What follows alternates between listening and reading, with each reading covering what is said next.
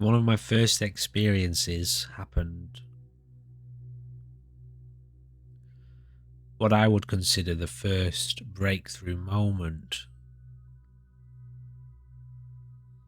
would have been so when I started practicing full-time meditation properly, seriously,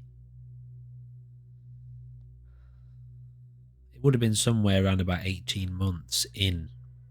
I was sitting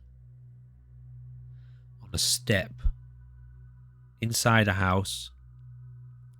It was one of those houses where you walk in and there's one level, and then there's like 2 steps down to the next level, you know?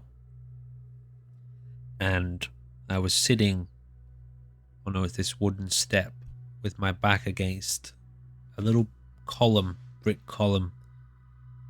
And I'd been sitting with my eyes closed for probably about 10 minutes, maybe a bit more, 15 minutes, possibly 20 minutes.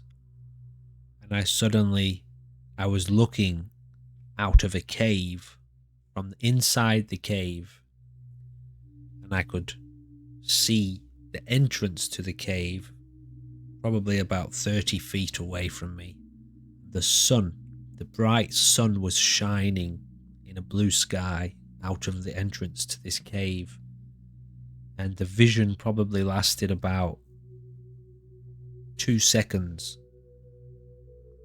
And then I came back to my body sitting on the step, and that was the first time that I realized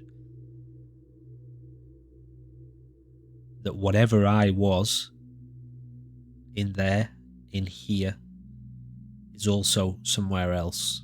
That was my first inkling towards whatever I am in here is not just in this body and is also in other places. That was the first. I'd had lots of other experiences before that, spiritual type experiences, but in meditation, as in sitting, eyes closed, purposefully meditating, that was the first one, and that was about 18 months. Before that, I had lots of little weird feelings and sensations, and see colours and shapes and weird forms, and in meditation. Outside of that, lots of out-of-body experiences and paranormal experiences. But yeah, after starting to meditate properly, with the intention of understanding myself more deeply, it was about 18 months.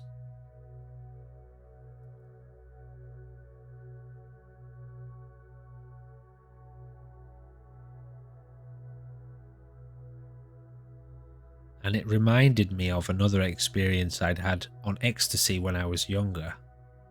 I would have been about 16, about 16 or 17, and I was with a group of my friends in a bedroom. There would have been about 5 of us, maybe 6, all squashed up into this really small bedroom, and I had a single bed, and me and 2 of my other mates were sitting on the single bed, and I can't remember how, but someone had given me an ecstasy tablet recently, a little pink heart, and I decided I was going to take it. Nobody else was taking it, but I decided I wanted to take it, and it hit me quite strong.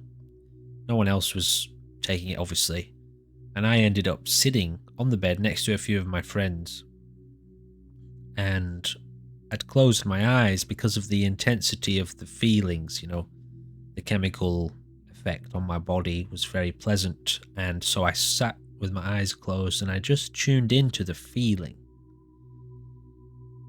The very pleasant rush feeling, in the body. And my mind had obviously become very still, and because I was so tuned into the sensation, and all of a sudden I was standing looking at a bus stop. Now in the UK, where I'm from, a lot of the bus stops, it's just a pole. It's just a pole with a metal flag on it, basically, that says the bus number on it, the name of the street or whatever that it's on. It's a metal pole, and so I'm I find myself just suddenly looking at this metal pole with a bus flag thing on it, and I turn to my friend and I say to him, "Are you coming back to mine?"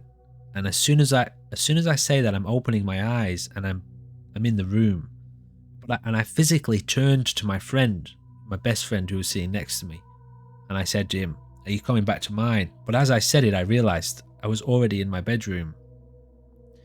So for a split second, my mind had gone somewhere else. It had. You got to understand, it's not just a vision of, you're not just a vision of a bus stop or a vision of a cave. For that fraction of a second, you are there. Your mind is there. You're in a body. Your awareness is totally in that environment. As a being with a life, you are there. And anyway, so yeah, this experience in meditation when I was in a cave reminded me of this experience that I'd had on ecstasy, and that was further little breadcrumbs. It's like, okay, there's something going on here. Whatever I am here is not just this physical body. And I had no idea what it was. I had no, I had a lot more insight and experience after that. And at the time, it made the question very concrete for me. The question of, I need to know what this is. What am I then?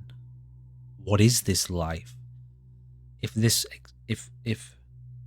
my experience of this life is not just this body, what is it? And that's what I mean by that question became very concrete. And from that moment on, with the cave experience, I couldn't put meditation down. And it became my deepest priority in life to go as deep as possible into meditative experiences. As a young person, before I found meditation, I'd had lots of the experiences, paranormal sort of things, and just going back to that other experience with ecstasy, those experiences gave me enough of a problem. You can't have those experiences and not have it fuck you over mentally, as in, how can I continue to walk around in this life pretending that this makes sense when all of this other shit's happened, and it happens frequently, and no one else around me seems to know anything about it. How can I play the game of normal? I couldn't. So anyway, I was lucky that I found meditation, because then I was given the key to, oh, you want to know what's through that door? Well, here's the key. There's 1,000 doors though, so you're going to have to test it in every single one of those doors. And the key will open each door. That means there's lots of different types of experiences you can have in meditation. But to resolve the problem of what you are fully, there's only one door for that. So you'll have to test it out. And that's why it takes a long time. When you start to meditate, it takes a long time. Bear in mind though, getting back to your question, every door is a breakthrough. Every time you go through one of those doors, it's a breakthrough moment.